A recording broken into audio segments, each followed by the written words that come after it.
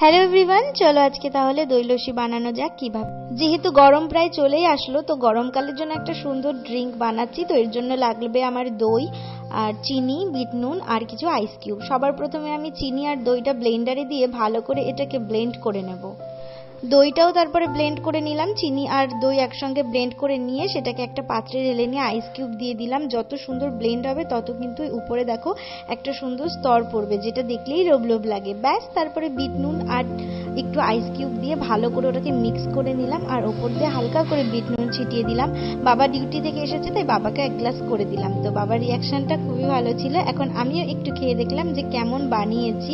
তো মোটামুটি ভালোই লেগেছিল প্রথমবার, এবার গরমে খাচ্ছি। এরপর তো চলতেই থাকবে। তারপরে সন্ধ্যা দেখিয়ে পাঁচালি পড়তে বসেছিলাম।